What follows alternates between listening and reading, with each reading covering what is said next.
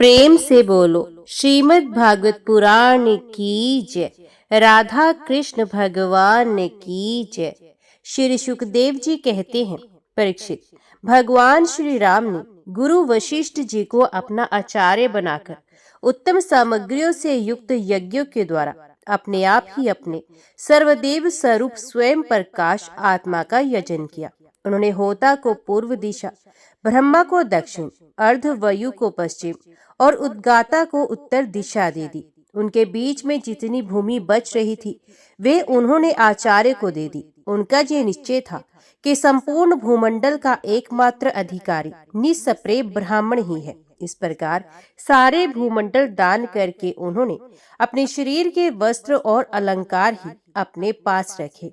इसी प्रकार महारानी सीता जी के पास भी केवल मांगलिक वस्त्र और आभूषण ही बच रहे। जब आचार्य आदि ब्राह्मणों ने देखा कि भगवान श्री राम तो ब्राह्मणों को ही अपना इष्ट देव मानते हैं, उनके हृदय में ब्राह्मणों के प्रति अनंत स्नेह है, तब उनका हृदय प्रेम से द्रवित हो गया। उन्होंने प्रसन्न होकर सारी पृथ्वी भगवान को लौटा दी और कहा, हे प्रभु, आप सब लोगों के एकमात्र स्वामी हैं। आप तो हमारे हृदय के भीतर रहकर अपनी ज्योति से अज्ञान अंधकार का नाश कर रहे हैं। ऐसी स्थिति में भला आपने हमें क्या नहीं दे रखा है। आपका ज्ञान अनंत है। पवित्र कीर्ति वाले पुरुषों में आप सर्वश्रेष्ठ हैं। उन महात्माओं को जो किसी को किसी प्रकार की पीड़ा नहीं पहुंचाते, आपने अपने चरण कमल दे रखे हैं। ऐसा होने पर भी आप ब्राह्मणों को अपना इष्ट देव मानते हैं। भगवान, आपके इस राम रूप को हम नमस्कार करते हैं। परीक्षित, एक बार अपनी प्रजा की स्थिति जानने के लिए भगवान श्री राम जी रात के समय छिपकर बिना किसी को बताए घूमने चले गए। उस समय उन्होंने किसी की ये बात सुनी। वे अपनी पत्नी से कह रहा था, अरे तू दुष्ट और उल्टा है, तू पराए घर में रह आई है। स्त्रीलोभी राम भले ही सीता को रख ले, परंतु मैं तुझे फिर नहीं रख सकता। सचमुच सब लोगों को प्रसन्न रखना टेढ़ी खीर है, क्योंकि मूर्खों की तो कमी नहीं है। जब भगवान श्री राम ने बहुतों के मुंह से ऐसी बात सुनी तो वे लोग उपवास से कुछ भयभीत से हो गए। उन्होंने श्री सीता जी का परित्याग कर दिया और वे वाल्मीकि मुनि के आश्रम में रहने लगी। सीता जी उस समय गर्भवती थी। समय आने पर उन्होंने एक साथ ही 2 पुत्र उत्पन्न किए। उनके नाम हुए कुश और लव। वाल्मीकि मुनि ने उनके जात कर्म आदि संस्कार किए। लक्ष्मण जी के 2 पुत्र हुए, अंगद और चित्रकेतु। परीक्षित, इसी प्रकार भरत जी के भी 2 ही पुत्र थे, तक्ष और पुष्कर, तथा शत्रुघ्न के भी 2 पुत्र हुए, सुबाहु और श्रुतसेन। भरत जी ने दिग्विजय में करोड़ों गंधर्वों का संहार किया। उन्होंने उनका सब धन लाकर अपने बड़े भाई भगवान श्री राम की सेवा में निवेदन कर दिया। शत्रुघ्न ने मधुवन में मधु के पुत्र लवण नामक राक्षस को मारकर वहां मथुरा नाम की पुरी बसाई। भगवान श्री राम के द्वारा निर्वासी सीता जी ने अपने पुत्रों को वाल्मीकि जी के हाथों में सौंप दिया और भगवान श्री राम के चरण कमलों का ध्यान करती हुई वे पृथ्वी देवी के लोक में चले गई। ये समाचार सुनकर भगवान श्री राम ने अपने शोकावेश की बुद्धि के द्वारा रोकना चाहा, परंतु परम समर्थ होने पर भी वे उसे रोक न सके, क्योंकि उन्हें जानकी जी के पवित्र गुण बार बार स्मरण हो आया करते थे। परीक्षित, ये स्त्री और पुरुष का संबंध सब कहीं इसी प्रकार दुख का कारण है। ये बात बड़े बड़े समर्थ लोगों के विषय में भी ऐसी ही है। फिर गृहस्थ विषय पुरुष के संबंध में तो कहना क्या। इसके बाद भगवान श्री राम ने ब्रह्मचर्य धारण करके 13,000 वर्ष तक अखंड रूप से अग्निहोत्र किया। तदंतर अपना स्मरण करने वाले भक्तों के हृदय में अपने उन चरण कमलों को स्थापित करके, जो दंडक वन के कांटों में बिंद गए थे, अपने स्वयं प्रकाश परम ज्योतिर्मय धाम में चले गए। परीक्षित, भगवान के समान प्रतापशाली और कोई नहीं है, फिर उनसे बढ़कर तो हो ही कौन सकता है। उन्होंने देवताओं की प्रार्थना से ही ये लीला विग्रह धारण किया था। ऐसी स्थिति में रघुवंश शिरोमणि भगवान श्री राम के लिए ये कोई बड़े गौरव की बात नहीं कि उन्होंने अस्त्र शस्त्रों से राक्षसों को मार डाला या समुद्र पर पुल बांध दिया। भला उन्हें शत्रुओं को मारने के लिए बंदरों की सहायता की भी आवश्यकता थी क्या? ये सब उनकी लीला है। भगवान श्री राम का निर्मल यश समस्त पापों को नष्ट कर देने वाला है। वे इतना फैल गया कि दिग्गजों का श्यामल शरीर भी उसकी उज्जवलता से चमक उठता है। आज भी बड़े बड़े ऋषि महर्षि राजाओं की सभा में उसका गान करते रहते हैं। स्वर्ग के देवता और पृथ्वी के नरपति अपने कमनीय किरीटों से उनके चरण कमलों की सेवा करते रहते हैं। मैं उन्हीं रघुवंश शिरोमणि भगवान श्री रामचंद्र की शरण ग्रहण करता हूँ, जिन्होंने भगवान श्री राम का दर्शन और स्पर्श किया, उनका सहवास अथवा अनुगमन किया। वे सब के सब तथा कौशल देश के निवासी भी उसी लोक में गए जहाँ बड़े बड़े योगी योग साधना के द्वारा जाते हैं। जो पुरुष अपने कानों से भगवान श्री राम का चरित्र सुनता है, उसे सरलता, कोमलता आदि गुणों की प्राप्ति होती है। परीक्षित, केवल इतना ही नहीं, वे समस्त कर्म बंधनों से मुक्त हो जाता है। राजा परीक्षित ने पूछा, भगवान श्री राम स्वयं अपने भाइयों के साथ किस प्रकार का व्यवहार करते थे तथा भरत आदि भाई, प्रजाजन और अयोध्यावासी भगवान श्री राम के प्रति कैसा बर्ताव करते थे?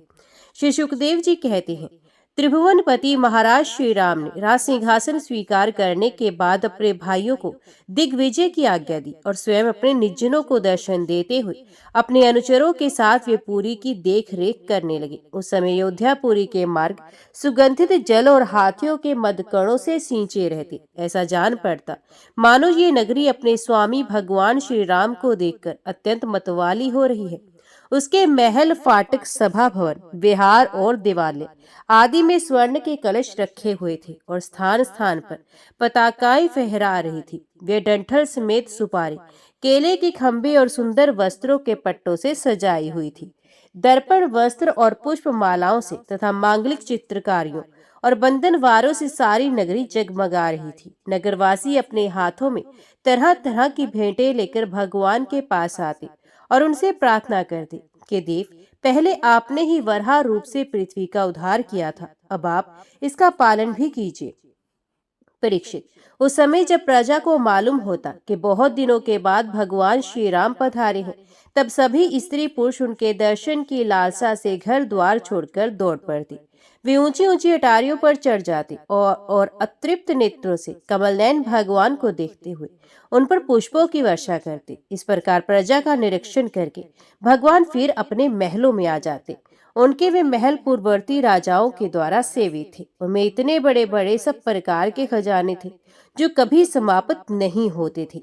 वे बड़ी बड़ी बहुमूल्य बहुत सी सामग्रियों से सुसज्जित थे। महलों के द्वार तथा देहनियां मूंगे की बनी थी। उनमें जो खंबे थे वे वैदूर्य मणि के थे। मरकत मणि के बड़े सुंदर सुंदर फर्श थे तथा स्फटिक मणि की दीवारें चमकती रहती थी। रंग बिरंगी मालाओं, पताकाओं, मणियों की चमक, शुद्ध चेतन के समान उज्जवल मोती, सुंदर सुंदर भोग सामग्री, सुगंधित धूप दीप तथा फूलों के गहनों से वे महल खूब सजाए हुए थे। आभूषणों को भूषित करने वाले देवताओं के समान स्त्री पुरुष उसकी सेवा में लगे रहते थे। परीक्षित, भगवान श्री राम आत्माराम जितेंद्रिय पुरुषों के शिरोमणि थे। उसी महल में अपनी प्राण प्रिया प्रेममयी पत्नी श्री सीता जी के साथ विहार करते थे। सभी स्त्री पुरुष जिनके चरण कमलों का ध्यान करते रहते हैं, वही भगवान श्री राम बहुत वर्षों तक धर्म की मर्यादा का पालन करते हुए समय अनुसार भोगों का उपभोग करते थे। परीक्षित, कुश का पुत्र हुआ अतिथि, उसका निषिद्ध, निषिद्ध का नभ, नभ का पुंडरीक और पुंडरीक का शेमधनवा, शेमधनवा का देवानिक, देवानिक का अनहि, अनहि का पारियात्र, पारियात्र का बलस्थल और बलस्थल का पुत्र हुआ वज्रनाभ। ये सूर्य का अंश था। वज्रनाभ से खगन, खगन से विधरती और विधरती से हिरण्यनाभ की उत्पत्ति हुई। वे जैमिनी का शिष्य और योगाचार्य था। कौशल देशवासी याज्ञवल्क्य ऋषि ने उसकी शिष्यता स्वीकार करके उसे अध्यात्म योग की शिक्षा ग्रहण की थी। वे योग हृदय की गांठ काट देने वाला तथा परम सिद्धि देने वाला है। हिरण्यनाभ का पुष्य, पुष्य का ध्रुव संधि, ध्रुव संधि और सुदर्शन, सुदर्शन का अग्निवर्ण, अग्निवर्ण का शीघ्र और शीघ्र का पुत्र हुआ मरु। मरु ने योग साधना से सिद्धि प्राप्त की और वे इस समय भी कलाप नामक ग्राम में रहता है। कलयुग के अंत में सूर्य वंश के नष्ट हो जाने पर वे फिर उसे चलाएगा। मरु से प्रसुक्ष, उसे संधि और संधि से अमर्षण का जन्म हुआ। अमर्षण का महस्वान और महस्वान का विश्वसाय, विश्वसाय का परसेनजित, परसेनजित का तक्षक और तक्षक का पुत्र बृहदल हुआ। परीक्षित, इस बृहदल के पिता तुम्हारे पिता अभिमन्यु ने युद्ध में मार डाला था। परीक्षित, इक्ष्वाकु वंश में इतने नरपति हो चुके हैं। अब आने वालों के विषय में सुनो। बृहदल का पुत्र होगा बृहदगण, भ्रदंड का उरुक्रिय, उसका वत्सवृत, वत्सवृत का प्रतिव्योम, प्रतिव्योम का भानु और भानु का पुत्र होगा सेनापति दिवाक, दिवाक का वीर सहदेव, सहदेव का बृहदश्व, बृहदश्व का भानुमान, भानुमान का प्रतीकाक्ष और प्रतीकाक्ष का पुत्र होगा सुप्रतीक, सुप्रतीक का मरुदेव, मरुदेव का सुनक्षत, सुनक्षत का पुत्र पुष्कर, पुष्कर का अंतरिक्ष, अंतरिक्ष का सुतपा और उसका पुत्र होगा अमृतजीत, अमृतजीत से बृहदाज, बृहदराज से ब्रही, ब्रही से क्रंदेचे, क्रंदेचे रणंजय और उससे संजय होगा, संजय का शाक्य, उसका शुद्धोद और शुद्धोद का लांगल, लांगल का परसेनजीत और परसेनजीत का पुत्र होगा शूद्रक, शूद्रक से रणक, रणक से सुरत और सुरथ से इस वंश के अंतिम राजा सुमित्र का जन्म होगा। ये सब बृहदल के वंशधर होंगे। इक्ष्वाकु का ये वंश सुमित्र तक ही रहेगा, क्योंकि सुमित्र के राजा होने पर कलयुग में ये वंश समाप्त हो जाएगा। परीक्षित, इक्ष्वाकु के पुत्र थे निमि। उन्होंने यज्ञ आरंभ करके महर्षि वशिष्ठ को ऋत्विज के रूप में वर्ण किया। वशिष्ठ जी ने कहा कि राजन, इंद्र अपने यज्ञ के लिए मुझे पहले ही वर्ण कर चुके हैं। उनका यज्ञ पूरा करके मैं तुम्हारे पास आऊंगा, तब तक तुम मेरी प्रतीक्षा करना। ये बात सुनकर राजा निमि चुप ही रहे और वशिष्ठ जी इंद्र जी का यज्ञ कराने चले गए।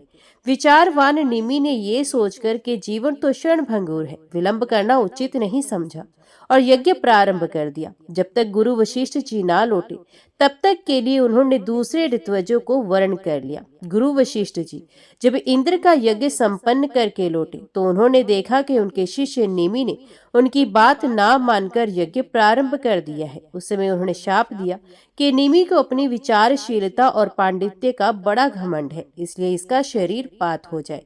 निमि की दृष्टि में गुरु वशिष्ठ का ये शाप धर्म के अनुकूल नहीं, प्रतिकूल था। इसलिए उन्होंने भी शाप दिया कि आपने लोभवश अपने धर्म का आदर नहीं किया, इसलिए आपका शरीर भी गिर जाए। ये कहकर आत्मविद्या में निपुण निमु ने अपने शरीर का त्याग कर दिया।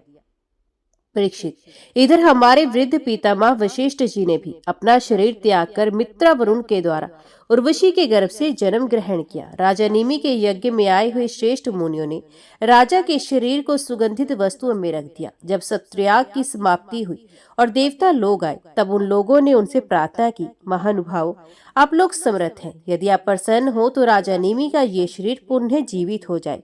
देवताओं ने कहा ऐसा ही हो। उस समय निमि ने कहा, मुझे देह का बंधन नहीं चाहिए। विचारशील मुनिजन अपनी बुद्धि को पूर्ण रूप से श्री भगवान में ही लगा देते हैं और उन्हीं के चरण कमलों का भजन करते हैं।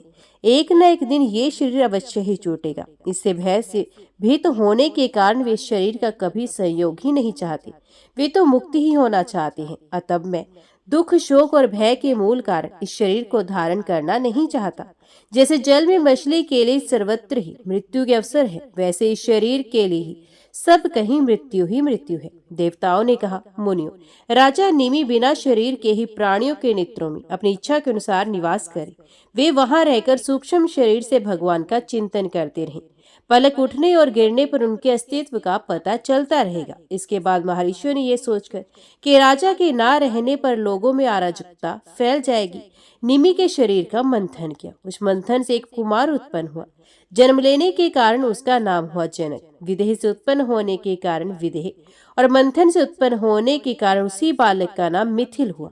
इसने मिथिलापुरी बसाई। परीक्षित, जनक का उदावासु, उसका नंदीवर्धन, नंदीवर्धन का सुकेतु, उसका देवरात, देवरात का बृहद्रथ, बृहद्रथ का महावीर, महावीर का सुधृति, सुधृति का धृष्टकेतु, धृष्टकेतु का हेश्व और उसका मरु नामक पुत्र हुआ। मरु से प्रीतप, प्रीतप से कृतर्थ, कृतर्थ से देवमीर, देवमीर से विश्रुत और विश्रुत से महाधृति का जन्म हुआ।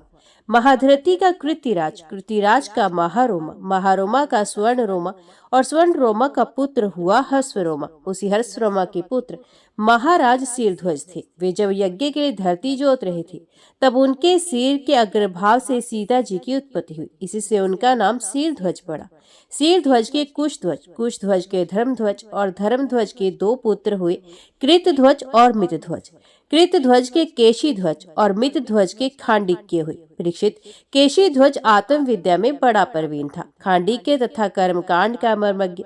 ये केशी ध्वज से भयभीत होकर भाग गया। केशी ध्वज का पुत्र भानुमान और भानुमान का शत्रुद्युमन था। शत्रुद्युमन से शुचि, शुचि से संध्वाज, संध्वाज से ऊर्ध्व केतु, ऊर्ध्व केतु से अज, अज से पुरजित, पुरजित से अष्टनेमी, अष्टनेमी से शत्रुआयु, शत्रुआयु से सुपार्श्व, सुपार्श्व के चित्र और चित्र से मिथिलापति शेमधी का जन्म हुआ।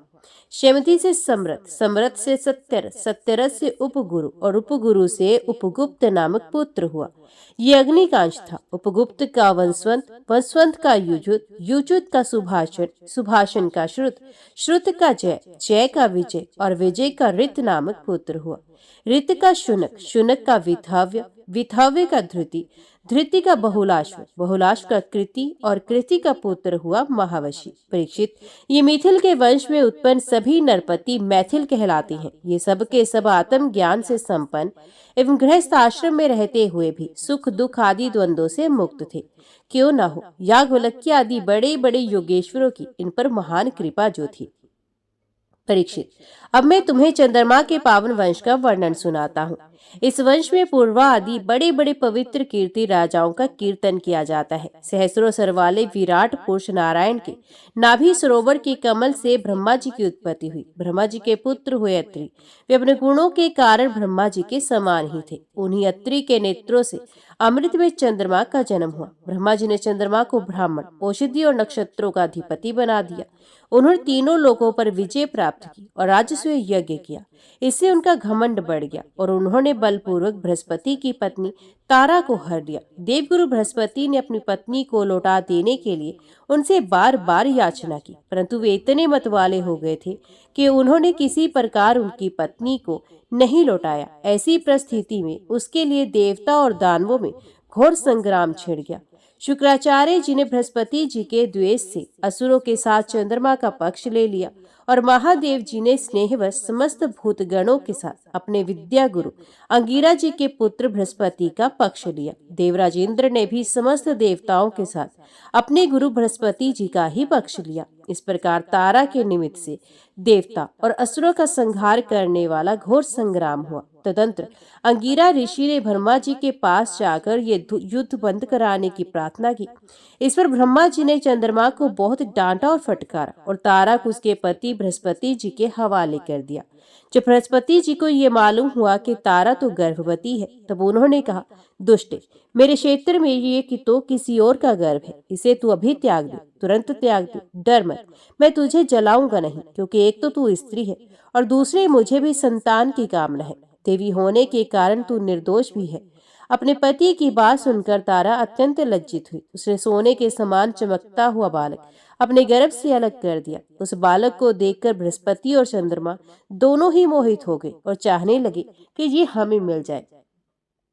अब वे एक दूसरे से इस प्रकार जोर जोर से झगड़ा करने लगे कि ये तुम्हारा नहीं मेरा है।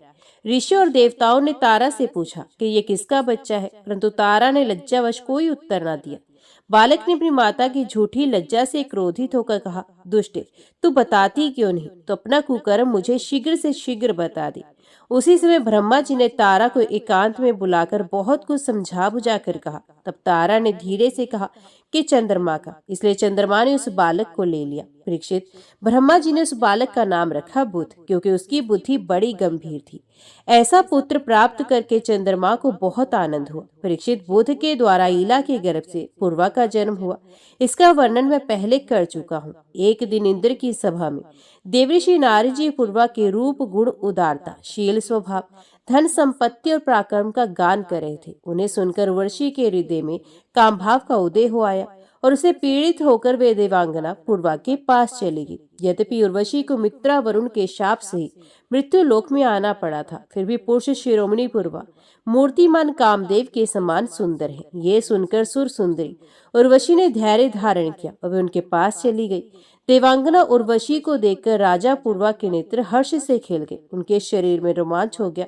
उन्होंने बड़ी मीठी वाणी से कहा, सुंदरी, तुम्हारा स्वागत है, बैठो, मैं तुम्हारी क्या सेवा करूं? तुम मेरे साथ विहार करो और हम दोनों का ये विहार अनंत काल तक चलता रहे। तो उर्वशी ने कहा, राजन, आप सौंदर्य के मूर्तिमान स्वरूप हैं। भला ऐसी कौन कामिनी होगी जिसकी दृष्टि और मन आप में आसक्त ना हो जाए, क्योंकि आपके समीप आकर मेरा मन रमण की इच्छा से अपना धैर्य खो बैठा है। राजन, जो पुरुष रूप गुण आदि के कारण प्रशंसनीय होता है वही स्त्रियों को अभिष्ट होता है। अतः मैं आपके साथ अवश्य विहार करूंगी, परंतु मेरे प्रेमी महाराज, मेरी एक शर्त है। मैं आपको धरोहर के रूप में भेड़ के 2 बच्चे सौंपती हूँ, आप इनकी रक्षा करना। वीर शिरोमणि, मैं केवल घी खाऊंगी और मैथुन के अतिरिक्त और किसी भी समय आपको वस्त्रहीन नहीं देख सकूंगी। परम मनस्वी पूर्वा ने ठीक है ऐसा कहकर उसकी शर्त स्वीकार की और फिर उर्वशी से कहा, तुम्हारा ये सौंदर्य अद्भुत है, तुम्हारा भाव अलौकिक है, ये तो सारी मनुष्य सृष्टि को मोहित करने वाला है। और देवी, कृपा करके तुम स्वयं यहाँ आई हो, फिर कौन ऐसा मनुष्य है जो तुम्हारा सेवन नहीं करेगा। परीक्षित, तब उर्वशी कामासक्त पद्धति से पुरुषश्रेष्ठ पूर्वा के साथ विहार करने लगी। वे भी देवताओं की विहार स्थली चैत्र, नंदनवन आदि उपवनों में उसके साथ स्वच्छंद विहार करने लगी। देवी उर्वशी के शरीर से कमल केसर की सी सुगंध निकला करती थी। उसके साथ राजा पूर्वा ने बहुत वर्षों तक आनंद विहार किया, जिसके मुख की सुरभि से अपनी शुद्ध बुद्ध खो बैठते थे। तो इधर जब इंद्र ने उर्वशी को नहीं देखा, तब उन्होंने गंधर्वों को उसे लाने के लिए भेजा और कहा, उर्वशी के बिना मुझे ये स्वर्ग फीका जान पड़ता है। वे गंधर्व आधी रात के समय घोर अंधकार में वहां गए और उर्वशी के दोनों भेड़ों को, जिन्हें उसने राजा के पास धरोहर के रूप में रखा था, चुराकर चलते बने।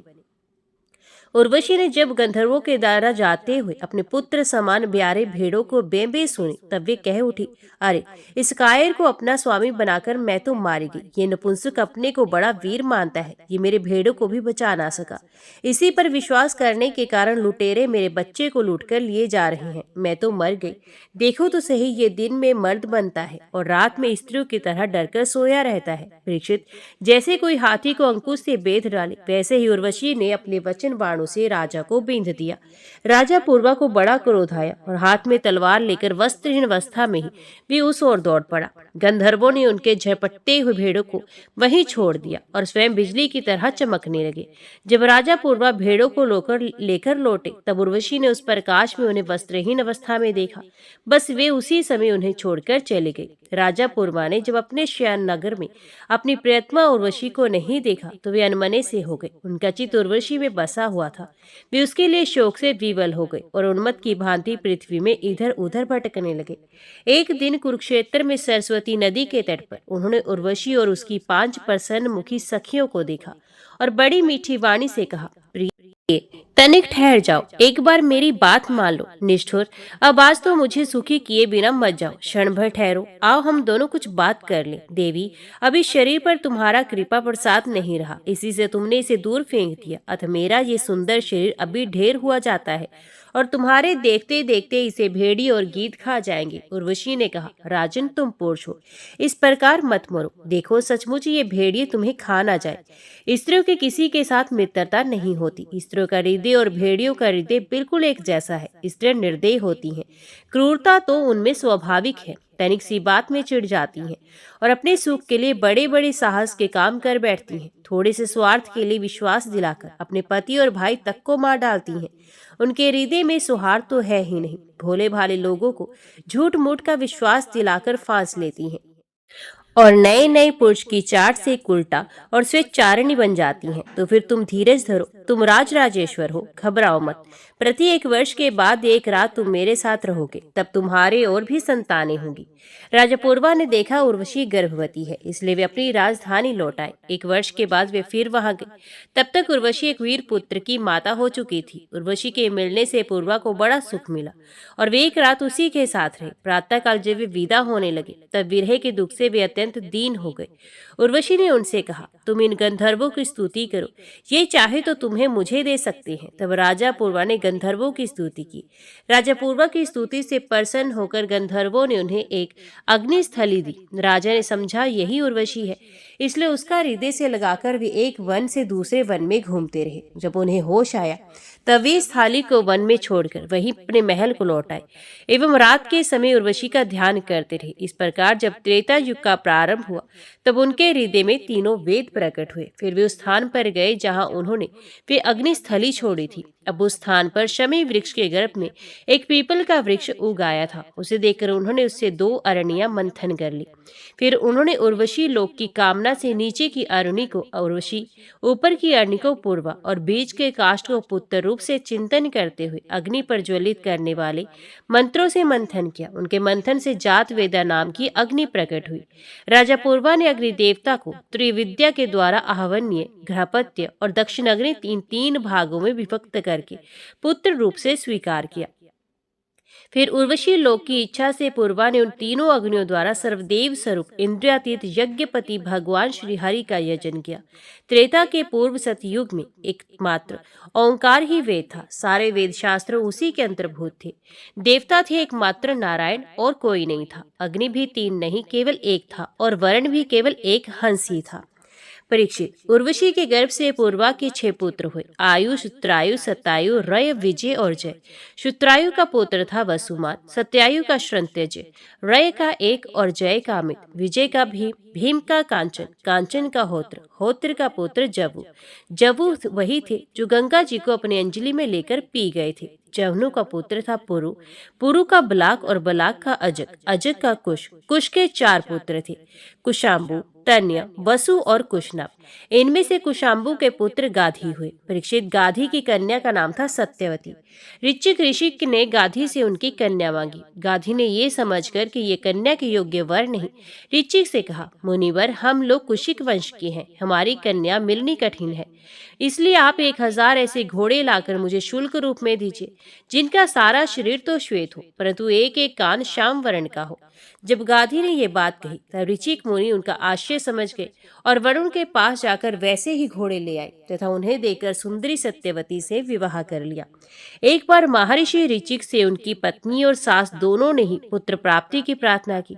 महर्षि ऋचिक ने उनकी प्रार्थना स्वीकार करके दोनों के लिए अलग अलग मंत्रों से चरु पकाया और स्नान करने के लिए चले गए। सत्यवती की मां ने ये समझकर कि ऋषि ने अपनी पत्नी के लिए श्रेष्ठ चरु पकाया होगा, उससे वे चरु मांग लिया। इस पर सत्यवती ने अपना चरु तो मां को दे दिया और मां का चरु स्वयं खा गई। जब ऋचिक मुनि को इस बात का पता चला तब उन्होंने अपनी पत्नी सत्यवती से कहा कि तुमने बड़ा अनर्थ कर दिया। अब तुम्हारा पुत्र तो लोगों को दंड देने वाला घोर प्रकृति का होगा और तुम्हारा भाई एक श्रेष्ठ ब्रह्मवेत्ता। सत्यवती ने ऋचिक मुनि को प्रसन्न किया और प्रार्थना की कि स्वामी, ऐसा नहीं होना चाहिए। तब उन्होंने कहा, अच्छी बात है, पुत्र के बदले तुम्हारा पुत्र वैसा होगा। समय पर सत्यवती के गर्भ से जमदग्नि का जन्म हुआ। सत्यवती समस्त लोकों को पवित्र करने वाली परम पुण्यमयी कोशी की नदी बन गई। रेणु ऋषि की कन्या थी रेणुका। जमदग्नि ने उसका पानी ग्रहण किया। रेणुका के गर्भ से जमदग्नि ऋषि के वसुमान आदि कई पुत्र हुए। उनमें से सबसे छोटे थे परशुराम जी। उनका यश सारे संसार में प्रसिद्ध है। कहते हैं कि हैह वंश का अंत करने के लिए स्वयं भगवान ने ही परशुराम के रूप में अंश अवतार ग्रहण किया था। उन्होंने इस पृथ्वी को 21 बार शत्रुहीन कर दिया। यद्यपि शत्रुओं ने उनका थोड़ा सा ही अपराध किया था, फिर भी वे लोग बड़े दुष्ट, ब्राह्मणों के भक्त, रजोगुणी और विशेष करके तमोगुणी हो रहे थे। यही कारण था कि वे पृथ्वी के भार हो गए थे। इसी के फलस्वरूप भगवान परशुराम ने उनका नाश करके पृथ्वी का भार उतारा था। राजा परीक्षित ने पूछा, भगवान, अवश्य ही उस समय के क्षत्रिय विषय लोलुप हो गए थे, परंतु उन्होंने परशुराम जी का ऐसा कौन सा अपराध कर दिया जिसके कारण उन्होंने बार बार क्षत्रियों के वंश का संहार कर दिया। श्री सुखदेव जी कहते हैं, परीक्षित, उन दिनों हैह वंश का अधिपति था अर्जुन। वे एक श्रेष्ठ क्षत्रिय था। उसने अनेकों प्रकार की सेवा करके भगवान नारायण के अंश अवतार दत्तात्रेय जी को प्रसन्न कर लिया और उनसे 1000 भुजाएं तथा कोई शत्रु युद्ध में पराजित ना कर सके ये वरदान प्राप्त कर लिया। साथ ही इंद्रियों का अबाध बल, अतुल संपत्ति, तेजस्ता, वीरता, कीर्ति और शारीरिक बल भी उसने उनकी कृपा से प्राप्त किया। वे योगेश्वर हो गया था। उसमें ऐसा ऐश्वर्य था कि सूक्ष्म से भी सूक्ष्म, स्थूल से भी स्थूल रूप धारण कर लेता। सभी सिद्धियां उसे प्राप्त थी। इस संसार में वायु की तरह सब जगह बेरोक टोक विचरता रहता। एक बार गले में वैजयंती माला पहने सहस्त्र बाहु अर्जुन बहुत सी सुंदरी स्त्रियों के साथ नर्मदा नदी में जल विहार कर रहा था। उस समय मदोमत सहस्त्रबाहु ने अपनी बाहों से नदी का प्रवाह रोक दिया। दशमुख रावण का शिविर भी वहीं कहीं पास में था। नदी की धारा उल्टी बहने लगी, जिससे उसका शिविर डूबने लगा। रावण अपने को बहुत बड़ा वीर तो मानता ही था, इसलिए सहस्त्रार्जुन का ये पराक्रम मुझसे सहन ना हुआ। जब रावण सहस्त्रबाहु अर्जुन के पास जाकर बुला भरा कहने लगा, तब उसी ने स्त्रियों के सामने ही खेल खेल में रावण को पकड़ लिया और अपनी राजधानी माहिष्मती में जाकर बंदर के समान कैद कर दिया। पीछे पुलसत्य जी के कहने से सहस्त्रबाहु ने रावण को छोड़ दिया। एक दिन सहस्त्रबाहु अर्जुन शिकार खेलने के लिए बड़े घोर जंगल में निकल गया। देववश वे जमदग्नि मुनि के आश्रम पर जा पहुंचा। परम तपस्वी जमदग्नि मुनि के आश्रम में कामधेनु रहती थी। उसके प्रताप से उन्होंने सेना, मंत्री और वाहनों के साथ हैह अधिपति का खूब स्वागत सत्कार किया। वीर हैह अधिपति ने देखा कि जमदग्नि मुनि का ऐश्वर्य तो मुझसे भी बड़ा चढ़ा है, इसलिए उसने उनके स्वागत सत्कार को कुछ भी आदर ना देकर कामधेनु को ही लेना चाहा। उसने अभिमानवश जमदग्नि मुनि से मांगा भी नहीं, अपने सेवकों को आज्ञा दी कि कामधेनु को छीन ले चलो। उसकी आज्ञा से उसके सेवक बछड़े के साथ बाबा टकराती हुई कामधेनु को बलपूर्वक महिष्मतीपुरी में ले गए। जब वे सब चले गए तब परशुराम जी आश्रम पर आए और उसकी दुष्टता का वृत्तांत सुनकर चोट खाए हुए सांप की तरह क्रोध से तिलमिला उठे। वे अपना भयंकर फरसा, तरकस, ढाल एवं धनुष लेकर बड़े वेग से उसके पीछे दौड़े, जैसे कोई किसी से ना दबने वाला सिंह हाथी पर टूट पड़े। सहस्त्रबाहु अर्जुन अभी अपने नगर में प्रवेश कर ही रहा था कि उसने देखा कि परशुराम जी महाराज बड़े वेग से उसी की ओर झपटे आ रहे हैं। उनकी बड़ी विलक्षण झांकी थी।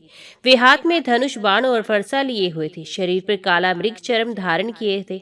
उनकी जटाएं सूर्य की किरणों के समान चमक रही थी। उन्हें देखते ही उसने गदा, खड्ग, बाण, रिष्टि, शतघनी और शक्ति आदि आयुधों से सुसज्जित एवं हाथी, घोड़े, रथ तथा पदातियों से युक्त अत्यंत भयंकर सहस्र अक्षौहिणी सेना भेजी। भगवान परशुराम ने बात की बात में अकेले ही उस सारी सेना को नष्ट कर दिया। भगवान परशुराम जी की गति मन और वायु के समान थी। बस वे शत्रु की सेना काटते ही जा रहे थे। जहां जहां वे अपने फरसे का प्रहार करते, वहां वहां सारथी और वाहनों के साथ बड़े बड़े वीरों की बाहें, जांघें और कंधे कट कट कर पृथ्वी पर गिरते जाते। हे अधिपति अर्जुन ने देखा कि मेरी सेना के सैनिक, उनके धनुष, ध्वजाएं और ढाल भगवान परशुराम के फरसे और बाणों से कट कट कर खून से लथपथ रणभूमि में गिर गए हैं। तब उसे बड़ा क्रोध आया और वे स्वयं भिड़ने के लिए आ धमका। उसने एक साथ ही अपनी 1000 भुजाओं से 500 धनुषों पर बाण चढ़ाया और परशुराम जी पर छोड़ दिया। परंतु परशुराम जी तो समस्त शस्त्रधारियों के शिरोमणि ठहरे। उन्होंने अपने एक धनुष पर छोड़े हुए बाणों से एक साथ सबको काट डाला। अब है अधिपति अपने हाथों से पहाड़ और पेड़ उखाड़कर बड़े वेग से युद्ध भूमि में परशुराम जी की ओर झपटा। परंतु परशुराम जी ने अपनी तीखी धार वाले फरसे से बड़ी फुर्ती के साथ उसकी सांपों के समान भुजाओं को काट डाला। जब उसकी बाहें कट गई तब उन्होंने पहाड़ की चोटी की तरह उसका ऊंचा सर धड़ से अलग कर दिया। पिता के मर जाने पर उसके 10,000 लड़के डरकर भाग गए। परीक्षित, विपक्षी वीरों के नाशक परशुराम जी ने बछड़े के साथ कामधेनु लौटा ली। वे बहुत ही दुखी हो रही थी। उन्होंने उसे अपने आश्रम पर लाकर पिताजी को सौंप दिया और माहिष्मती में सहस्त्रबाहु ने तथा उन्होंने जो कुछ किया था सब अपने पिताजी तथा भाइयों को कह सुनाया। सबको सुनकर जमदग्नि मुनि ने कहा, हाय हाय परशुराम, तुमने बड़ा पाप किया। राम राम, तुम बड़े वीर हो, परंतु सर्वदेव में नरदेव का तुमने व्यर्थ ही वध किया। बेटा, हम लोग ब्राह्मण हैं, क्षमा के प्रभाव से हम संसार में पूजनीय हैं। और तो क्या, सबके दादा ब्रह्मा जी भी क्षमा के बल से ही ब्रह्मपद को प्राप्त हुए। ब्राह्मणों की शोभा क्षमा के द्वारा ही सूर्य की प्रभा के समान चमक उठती है। सर्वशक्तिमान भगवान श्री हरि भी क्षमावानों पर ही शीघ्र प्रसन्न होते हैं। बेटा, सार्वभौम राजा का वध ब्राह्मण की हत्या से भी बढ़कर है। जाओ, भगवान का स्मरण करते हुए तीर्थों का सेवन करके अपने पापों को धो डालो। परीक्षित, अपने पिता की ये शिक्षा भगवान परशुराम ने जो आज्ञा कहकर स्वीकार की। इसके बाद वे 1 वर्ष तक तीर्थ यात्रा करके अपने आश्रम पर लौट आए। एक दिन की बात है, परशुराम जी की माता रेणुका गंगा तट पर गई हुई थी। वहां उन्होंने देखा कि गंधर्वराज चित्ररथ कमलों की माला पहने अप्सराओं के साथ विहार कर रहा है। वे जल लाने के लिए नदी तट पर गई थी, परंतु वहां जल क्रीड़ा करते हुए गंधर्व को देखने लगी और पतिदेव के हवन का समय हो गया है, इस बात को भूल गई। उनका मन कुछ कुछ चित्ररथ की ओर खिंच भी गया था। हवन का समय बीत गया। ये जानकर वे महर्षि जमदग्नि के शाप से भयभीत हो गई और तुरंत वहां से आश्रम पर चली आई। वहां जल का कलश महर्षि के सामने रखकर हाथ जोड़ खड़ी हो गई। जमदग्नि मुनि ने अपनी पत्नी का मानसिक व्यभिचार जान लिया और क्रोध करके कहा, मेरे पुत्रों, इस पापनी को मार डालो। परंतु उनके किसी भी पुत्र ने उनकी यह आज्ञा स्वीकार नहीं की। इसके बाद पिता की आज्ञा से परशुराम जी ने माता के साथ सब भाइयों को मार डाला। इसका कारण था, वे अपने पिताजी के योग और तपस्या का प्रभाव भली भांति जानते थे। परशुराम जी के इस काम से सत्यवती नंदन महर्षि जमदग्नि बहुत प्रसन्न हुए और उन्होंने कहा, बेटा, तुम्हारी जो इच्छा हो वर मांगो। परशुराम जी ने कहा, पिताजी, मेरी माता और सब भाई जीवित हो जाएं तथा उन्हें इस बात की याद न रहे कि मैंने उन्हें मारा था। परशुराम जी किस प्रकार कहते ही जैसे ही कोई सोकर उठे, सबके सब अनायास ही सकुशल उठ बैठे। परशुराम जी ने अपने पिताजी का तपोबल जानकर ही तो अपने सहृदों का वध किया था। सहस्त्रबाहु अर्जुन के जो लड़के परशुराम जी से हारकर भाग गए थे, उन्हें अपने पिता के वध की याद निरंतर बनी रहती थी। कहीं एक क्षण के लिए भी उन्हें चैन नहीं मिलता था। एक दिन की बात है, परशुराम जी अपने भाइयों के साथ आश्रम से बाहर वन की ओर गए हुए थे। ये अवसर पाकर वैर साधने के लिए सहस्त्रबाहु के लड़के वहां पहुंचे। उस समय महर्षि जमदग्नि अग्निशाला में बीते हुए थे और अपनी समस्त वृत्तियों से पवित्र कीर्ति भगवान के ही चिंतन में मगन थे। उन्हें बाहर की कोई सुध नहीं थी। उसी समय उन पापियों ने जमदग्नि ऋषि को मार डाला। उन्होंने पहले से ही ऐसा पाप पुण्य निश्चय कर रखा था। परशुराम की माता रेणुका बड़ी दीनता से उनसे प्रार्थना कर रही थी, परंतु उन सभी ने उनकी एक ना सुनी। वे बलपूर्वक महर्षि जमदग्नि का सर काट कर ले गए। परीक्षित, वास्तव में वे नीच क्षत्रिय अत्यंत क्रूर थे। सती रेणुका का दुख और शोक से आतुर हो गई। वे अपने हाथों, अपनी छाती और सिर पीट पीट कर जोर जोर से रोने लगी। परशुराम बेटा, परशुराम, शीघ्र आओ। परशुराम जी ने बहुत दूर से माता का हाय राम ये करुण क्रंदन सुन लिया। वे बड़ी शीघ्रता से आश्रम पर आए और वहां आकर देखा कि पिताजी मार डाले गए हैं। परीक्षित, उस समय परशुराम जी को बड़ा दुख हुआ। साथ ही क्रोध, मानसिक पीड़ा और शोक के वेग से वे अत्यंत मोहित हो गए। हाय पिताजी, आप तो बड़े महात्मा थे। पिताजी, आप तो धर्म के सच्चे पुजारी थे। आप हम लोगों को छोड़कर स्वर्ग चले गए। इस प्रकार विलाप कर उन्होंने पिता का शरीर तो भाइयों को सौंप दिया और स्वयं हाथ से फरसा उठाकर शत्रुओं का संहार कर डालने का निश्चय किया। परीक्षित, परशुराम जी ने माहिष्मती नगरी में जाकर सहस्र भाई अर्जुन के पुत्रों के सरों से नगर के बीचों बीच एक बड़ा भारी पर्वत खड़ा कर दिया। उस नगर की शोभा तो उन ब्रह्मघाती नीच शत्रु के कारण ही नष्ट हो चुकी थी। उनके रक्त से एक बड़ी भयंकर नदी बह निकली, जिसे देखकर ब्राह्मण द्रोहियों का हृदय भय से कांप उठता था। भगवान ने देखा कि वर्तमान क्षत्रिय अत्याचारी हो गए हैं, इसलिए राजन उन्होंने अपने पिता के वध को निमित्त बनाकर 21 बार पृथ्वी को क्षत्रियहीन कर दिया और कुरुक्षेत्र के समंत पंचक में ऐसे ऐसे 5 तालाब बना दिए जो रक्त के जल से भरे हुए थे। परशुराम जी ने अपने पिताजी का सर लाकर उनके धड़ से जोड़ दिया और यज्ञ द्वारा सर्वदेवमय आत्म स्वरूप भगवान का यजन किया। यज्ञ में उन्होंने पूर्व दिशा होता को, दक्षिण दिशा ब्रह्मा को, पश्चिम दिशा ऊर्ध्ववायु को, उत्तर दिशा समगान करने वाली उद्गाता को दी थी। इसी प्रकार अग्निकोण आदि विदिशाएं ऋतुवजों को दी, कश्यप जी को मध्य भूमि दी, उपदेष्टा को आर्यव्रत दिया तथा दूसरे सदस्य को न्याय दिशाएं प्रदान की। इसके बाद यज्ञांत स्नान करके वे समस्त पापों से मुक्त हो गए। ब्रह्म नदी सरस्वती के तट पर मेघ रहित सूर्य के समान शोभायमान हुई। महर्षि जमदग्नि को स्मृति रूप संकल्प में शरीर की प्राप्ति हो गई। परशुराम जी से सम्मानित होकर वे सप्तऋषियों के मंडल में 7वें ऋषि हो गए।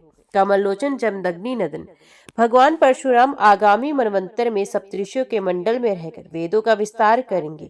व्यास भी किसी न किसी प्रकार का दंड देते हुए शांचित से महेंद्र पर्वत पर निवास करते हैं। वहां सिद्ध गंधर्व और चारण उनके चरित्र का मधुर स्वर से गान करते रहते हैं। सर्वशक्तिमान विश्वात्मा भगवान श्री हरि ने इस प्रकार भृगुवंशों में अवतार ग्रहण करके पृथ्वी के भारभूत राजाओं का बहुत बार वध किया। महाराज गाधी के पुत्र हुए प्रज्वलित अग्नि के समान परम तेजस्वी विश्वामित्र, उन्होंने अपने तपोबल से क्षत्रियत्व का भी त्याग करके ब्रह्म तेज प्राप्त किया। परीक्षित, विश्वामित्र जी के 100 पुत्र थे। उनमें बिचले पुत्र का नाम था मधुचंदा, इसलिए सभी पुत्र मधुचंदा के ही नाम से विख्यात हुए। विश्वामित्र जी ने भृगुवंशी अजिग्रत के पुत्र अपने भांजे शुनशेप को, जिसका नाम देवरात भी था, पुत्र रूप में स्वीकार कर लिया और अपने पुत्रों से कहा कि तुम लोग इसे अपना बड़ा भाई मानो। ये वही प्रसिद्ध भृगुवंशी शुनशेप था जो हरिश्चंद्र के यज्ञ में यज्ञ पशु के रूप में मोल लेकर लाया गया था। विश्वामित्र जी ने प्रजापति वरुण आदि देवताओं की स्तुति करके उसे पाश बंधन से छुड़ा लिया था। देवताओं के यज्ञ में यही शून्यशेप देवताओं द्वारा विश्वामित्र जी को दिया गया था। अतः देवोरात इस व्युत्पत्ति के अनुसार गांधी वंश में यही तपस्वी देवरात के नाम से विख्यात हुआ। विश्वामित्र जी के पुत्र में जो बड़े थे उन्हें शून्यशेप को बड़ा भाई मानने की बात अच्छी ना लगी। इस पर विश्वामित्र जी ने क्रोधित होकर उन्हें शाप दिया कि दुष्टों, तुम सब मलेच्छ हो जाओ। इस प्रकार जब 49 भाई मलेच्छ हो गए तो विश्वामित्र जी के विचले पुत्र मधुसूदन ने अपने से छोटे 50 भाइयों के साथ कहा, पिताजी, आप हम लोगों को जो आज्ञा करते हैं हम उसका पालन करने के लिए तैयार हैं। ये कहकर मधुसूदन ने मंत्र दृष्टा शून्यशेप को बड़ा भाई स्वीकार कर लिया और कहा कि हम सब तुम्हारे अनुयायी छोटे भाई हैं। तब विश्वामित्र जी ने अपने इस आज्ञाकारी पुत्रों से कहा, तुम लोगों ने मेरी बात मानकर मेरे सम्मान की रक्षा की है, इसलिए तुम लोगों जैसे सुपुत्र प्राप्त करके मैं धन्य हुआ। मैं तुम्हें आशीर्वाद देता हूँ कि तुम्हें भी सुपुत्र प्राप्त होंगे। मेरे प्यारे मित्रों, ये देवव्रत शून्यशेप भी तुम्हारे ही गोत्र का है, तुम लोग इसकी आज्ञा में रहना। परीक्षित, विश्वामित्र जी के अष्टक हारित, जय और कृतुमान आदि भी पुत्र हुए। इस प्रकार विश्वामित्र जी की संतानों से कौशिक गोत्र में कई भेद हो गए और देवराज को बड़ा भाई मानने के कारण उसका प्रवर ही दूसरा हो गया।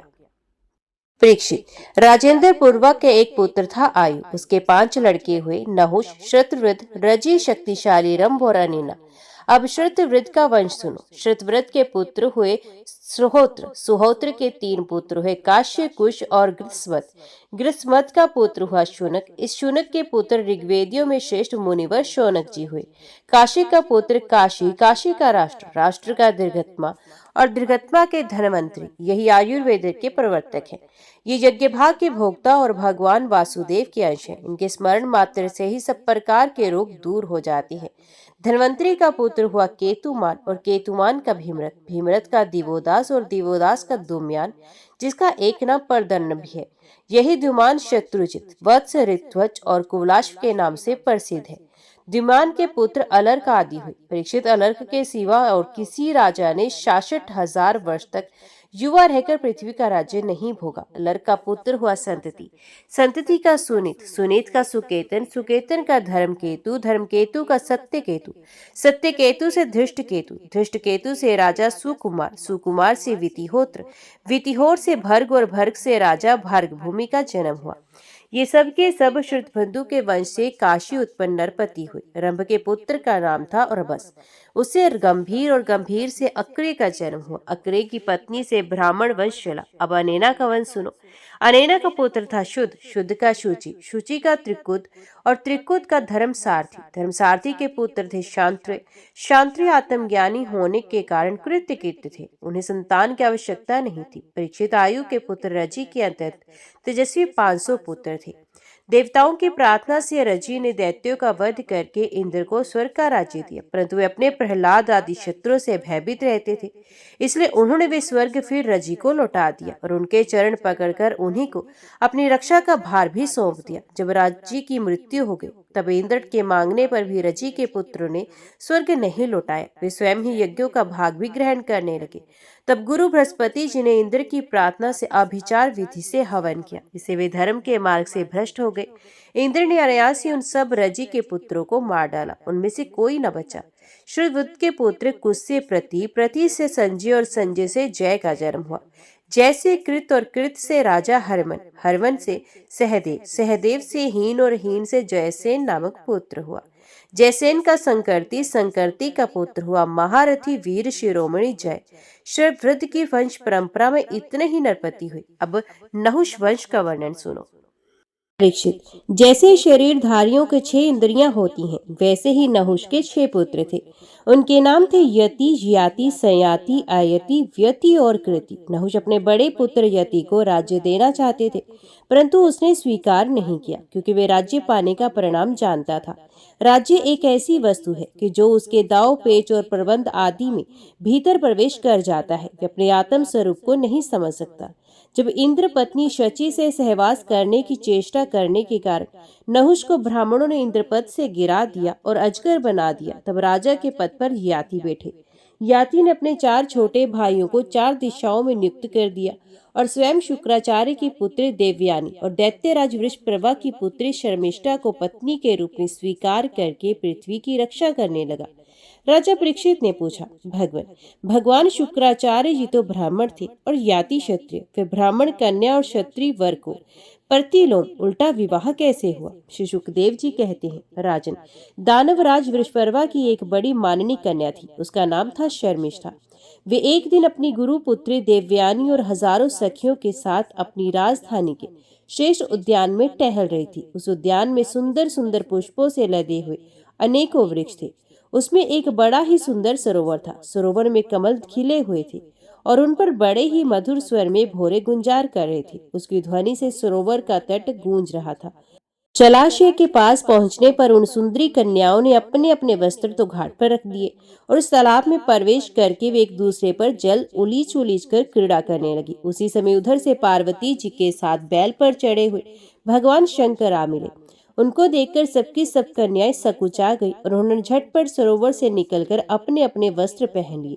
शीघ्रता के कारण शर्मिष्ठा ने अनजाने में देवयानी के वस्त्र को अपना समझकर पहन लिया। इस प्रकार देवयानी क्रोध के मारे आग बबूला हो गई और उसने कहा, अरे देखो तो सही, इस दासी ने कितना अनुचित काम किया।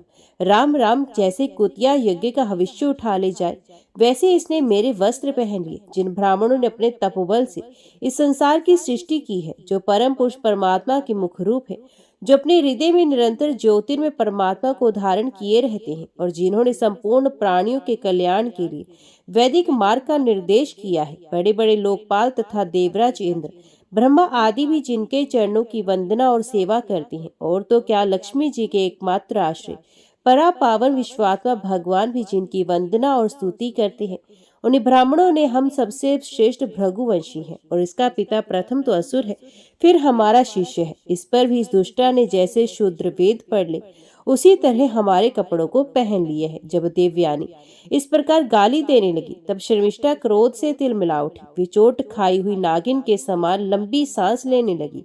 उसने अपने दांतों से होठ चबाकर कहा, भिखारन, तू इतना बहक रही है, तुझे कुछ अपनी बात का भी पता है? जैसे कोई और कुत्ते हमारे दरवाजे पर रोटी के टुकड़ों के लिए प्रतीक्षा करते हैं, वैसे ही क्या तुम भी हमारे घरों की ओर नहीं ताकती रहती? शर्मिष्ठा ने इस प्रकार बड़ी कड़ी कड़ी बात कहकर गुरुपुत्री देवयानी का तिरस्कार किया और क्रोधवश उसके वस्त्र छीनकर उसे कुएं में ढकेल दिया। शर्मिष्ठा के चले जाने के बाद संयोगवश शिकार खेलते हुए राजा याति उधर आ निकले। उन्हें जल की आवश्यकता थी, इसलिए कुएं में पड़ी हुई देवयानी को उन्होंने देख लिया। उस समय वे वस्त्रहीन थी, इसलिए उन्होंने अपना दुपट्टा उसे दे दिया और दया करके अपने हाथ से उसका हाथ पकड़कर उसे बाहर निकाल लिया। देवयानी ने प्रेम भरी वाणी से वीर याति से कहा, वीर शिरोमणि राजन, आज आपने मेरा हाथ पकड़ा है। अब जब आपने मेरा हाथ पकड़ लिया तब कोई दूसरा इसे ना पकड़े। वीर श्रेष्ठ, कुएं में गिर जाने पर मुझे जो आपका अचानक दर्शन हुआ है, ये भगवान का ही किया हुआ संबंध समझना चाहिए। इसमें हम लोगों की या किसी और मनुष्य की चेष्टा नहीं। वीर श्रेष्ठ, पहले मैंने बृहस्पति के पुत्र कच्छ को शाप दिया था, इस पर उसने भी मुझे शाप दिया। इसी कारण ब्राह्मण मेरा पानी ग्रहण नहीं कर सकता। याति को शास्त्र प्रतिकूल होने के कारण ये संबंध अभिष्ट तो था ना, परंतु उन्होंने देखा कि प्रारब्ध ने स्वयं ही मुझे ये उपहार दिया है और मेरा मन भी इसकी ओर खिंच रहा है, इसलिए याति ने उसकी बात मान ली। वीर राजा याति जब चले गए तब देवयानी रोटी पीटती अपने पिता शुक्राचार्य के पास पहुंची और शर्मिष्ठा ने जो कुछ किया वे सब उन्हें कह सुनाया। शर्मिष्ठा के व्यवहार से भगवान शुक्राचार्य जी का भी मन उचट गया। वे पुरोहिताई की निंदा करने लगे। उन्होंने सोचा कि इसकी अपेक्षा तो खेत या बाजार में से कबूतर की तरह कुछ बीनकर खा लेना चाहिए। अतः अपनी कन्या देवयानी को साथ लेकर वे नगर से निकल पड़े। जब वृषपर्वा को ये मालूम हुआ तो उनके मन में ये शंका हुई कि गुरुजी कहीं शत्रुओं को जीत ना करा दे अथवा मुझे शाप ना दे। अतएव उनको प्रसन्न करने के लिए पीछे पीछे गए और रास्ते में उनके चरणों पर सर के बल गिर गए। भगवान शुक्राचार्य जी का क्रोध तो आधे ही क्षण का था। उन्होंने वृषपर्वा से कहा, राजन, मैं अपनी पुत्री देवयानी को नहीं छोड़ सकता, इसलिए इसकी जो इच्छा है तुम पूरी करो, फिर मुझे लौट चलने में कोई आपत्ति न होगी। जब वृषपर्वा ने कहा, ठीक है, उनकी आज्ञा स्वीकार की। तब देवयानी ने अपने मन की बात कही। उसने कहा, पिताजी, मुझे जिस किसी को दे दे और मैं जहाँ कहूँ वहीं जाऊँ। शर्मिष्ठा अपनी सहेलियों के साथ मेरी सेवा के लिए चली। शर्मिष्ठा ने अपने परिवार वालों का संकट और उनके कार्यों का गौरव देखकर देवयानी की बात स्वीकार कर ली। मैं अपनी 1000 सहेलियों के साथ दासी के समान उसकी सेवा करने लगी। शुक्राचार्य जी ने देवयानी का विवाह राजा याति के साथ कर दिया और शर्मिष्ठा को दासी के रूप में देकर उनसे कह दिया, राजन, इसको अपनी सेज पर कभी ना आने देना। ओम नमो भगवते वासुदेवाय नमः। जय श्री राधे कृष्णा। आज की वीडियो में इतना ही। उम्मीद करती हूँ वीडियो आपको पसंद आई होगी। वीडियो पसंद आई हो तो वीडियो को लाइक और चैनल को सब्सक्राइब जरूर कीजिएगा। जय श्री हरि लिखकर कमेंट बॉक्स में अपनी हाजिरी और अपने सुझाव देना ना भूलेगा। तो मिलते हैं अगली कथा अगले अध्याय के साथ। तब तक के लिए देखते व सुनते रहिए। जय मां कंजक, जय माता दी।